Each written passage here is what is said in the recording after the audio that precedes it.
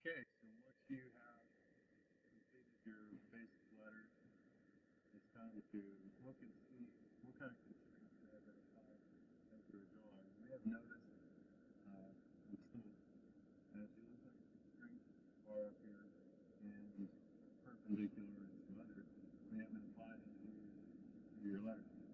So in order to see all the constraints, you can right click and show all constraints. Also the F8 button at the top of your keyboard will show all constraints.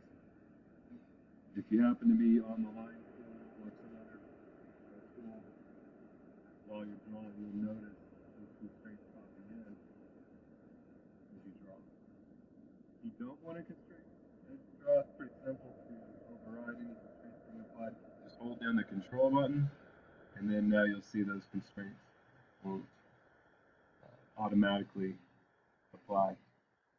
All right, undo these.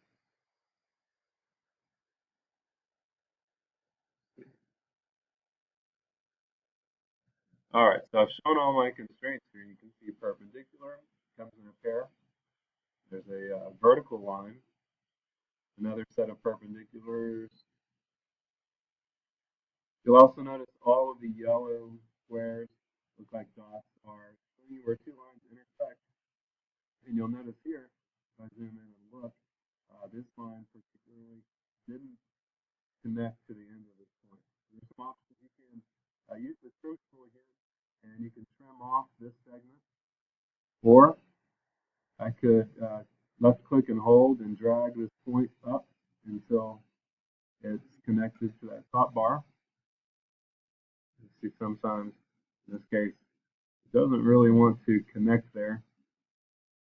So I will kind of zoom in and I'll trim that one out. All right. See. Also, if you want to hide all constraints, the F9 button, or while they're visible, you can right click and go hide all constraints, F9. All right. Now,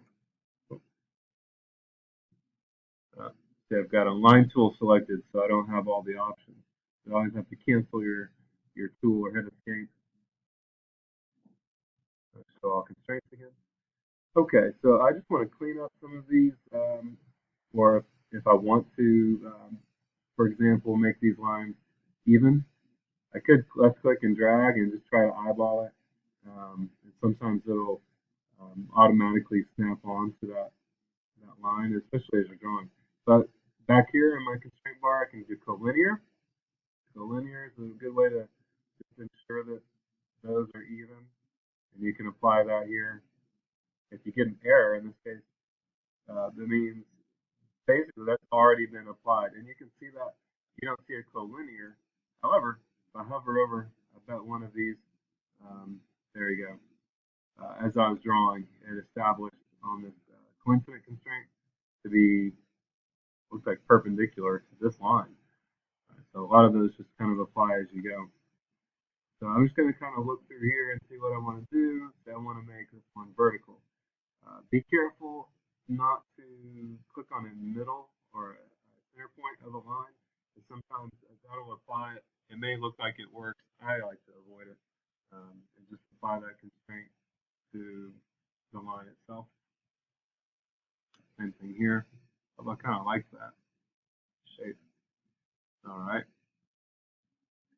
If I want to get really symmetrical, I could use my equal constraint and equal each of these bottom legs one to each other.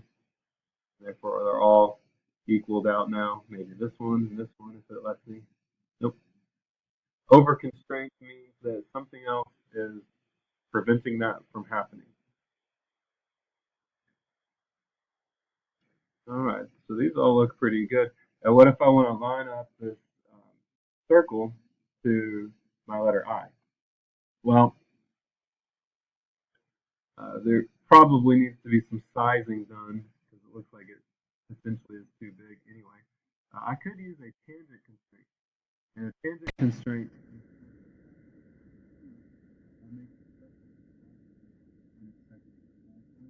even if these are, if I did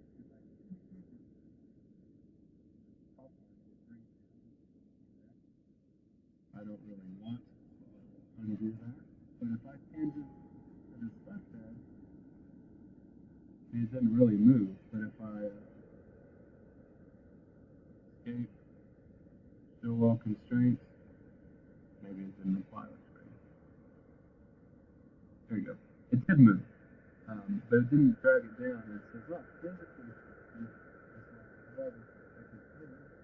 You can see here. It is.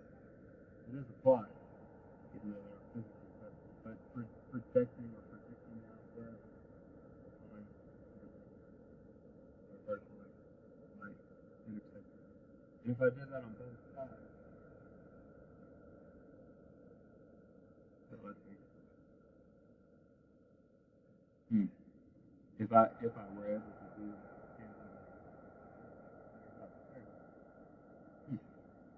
little face there. So that's one way to do it. An alternate way, maybe quicker way, if I wanted to do this, would be to use a vertical constraint and make that center point vertical with the midpoint. And if I hover over this one, I'll get a midpoint.